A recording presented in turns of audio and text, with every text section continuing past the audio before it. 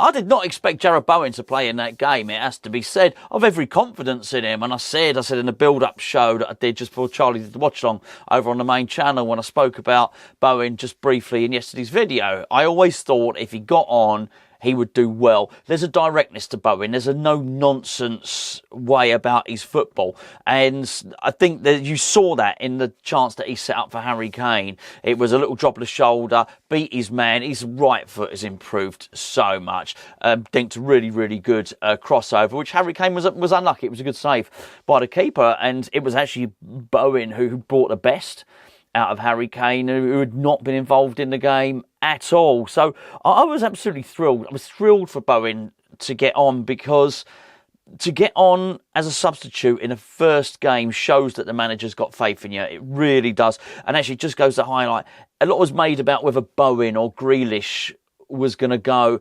Maybe they weren't even competing with each other. Maybe it was Grealish was just going to compete with somebody else who's going to play on the left-hand side or whatever. But Bowen was the right guy to take. We would say that. I would say that. I'm a West Ham fan. I like Grealish. Really do. Really like Grealish.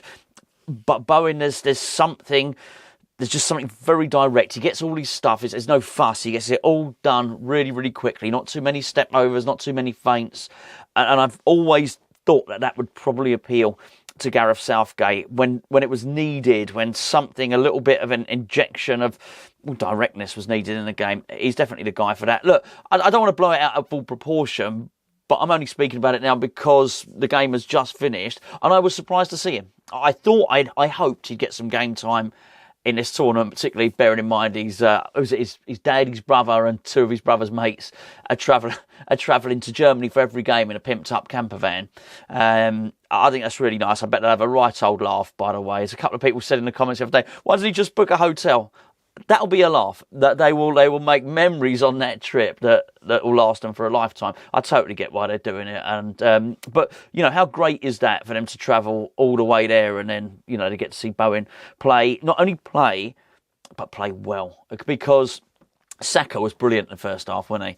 Saka was incredible, but the second half, Serbia arguably were a better team, and they'd locked down that side. So actually it was the right substitution to make from Southgate, and it worked instantly. Bowen immediately basically got the game going down that England's right-hand side again. So yeah, really, really delighted with that. Game overall, thought England were purring in there for most of the first half.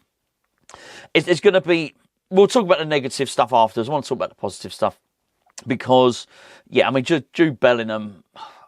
he's incredible. He's an incredible footballer. He really is. I don't know. It's hard to really compare people through generations, isn't it? But 20 years of age, it is remarkable. I really do think the way he controls midfield and the way he conducts himself with authority, he just doesn't look like what he would have been, which would be one of the youngest players on the pitch.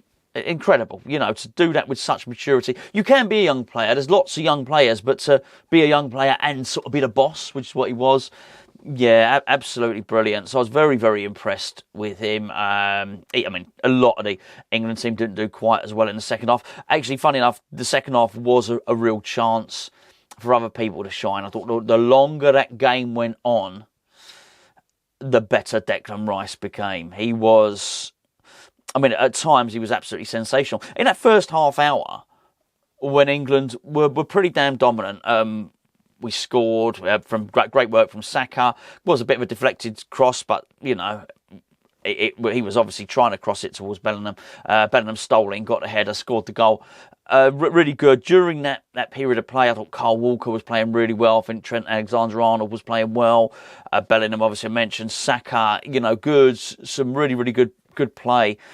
There wasn't really much call for Declan Rice, and he wasn't really needed. But as the game progressed, whatever. Maybe the Serbs got better, maybe England got worse, maybe a bit of both.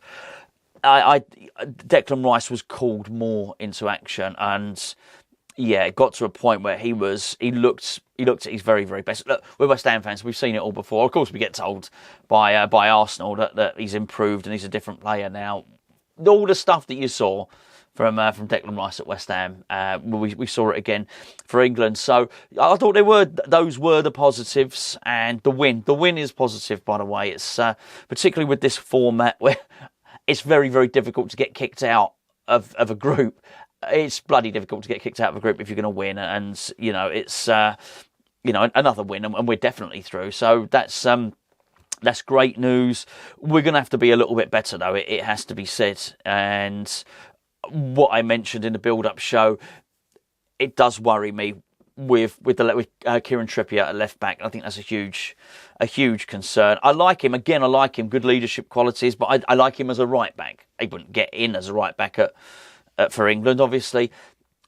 But it's so predictable that he's going to check in on his right foot every time. I've just felt it killed the attack down that left-hand side because there was no innovation. Everybody knew what was going to happen every time. And that's because he can't do it, which is actually really interesting if we just go back to Jarrod Bowen for a moment, who is left-footed, for him to cross so well with his right foot.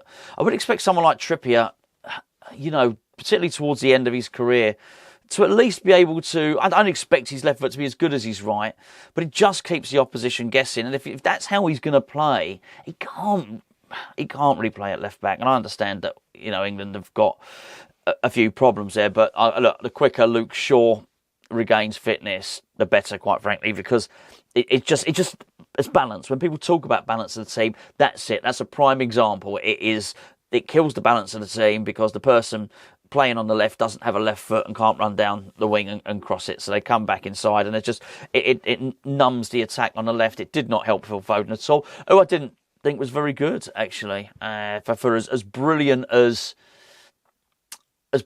Bellingham was, I thought Foden was really average, actually. And again, I think he's a fantastic player. Well, look at the last game of the season against Man City for West Ham. What a great player he is. But I thought that was maybe somebody that Gareth Southgate was going to change. My concerns with Southgate remain, though. They really do remain. There was a point where they were really, really sitting back. And there's two things I'd like to point out. When they were really sitting back, Serbia, it really helps if you can have an attacking manager.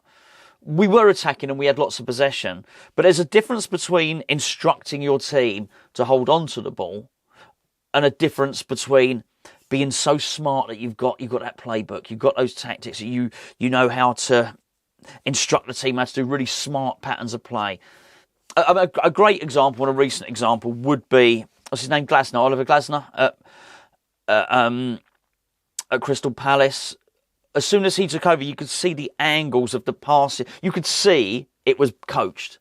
The angles, it was the triangles, the angles they were passing at, the pass and move. You could see it was well drilled and well coached. It took him a little while to get it going. It's that stuff that Southgate doesn't do. And that's the difference between, as I say, a competent coach and someone who's a real innovator. And that worries me because I do believe, well, what I said, if you joined us for the build-up show, at the top level, when everyone's got a talented squad, lots of people have England, talented squad, Germany, France, then it may well be that little tactic from the manager that does that. So, there was a concern because, so I used to do my stand videos. England have got such high quality players. It's not like he doesn't have a bench and he can't bring players on who are skillful. I'm just not sure he knows the best way to implement it. But I don't want to be too negative about it. The other thing I just want to say is the implementation of this rule for only the captain can speak to the referee. I really like it. I think it's really good.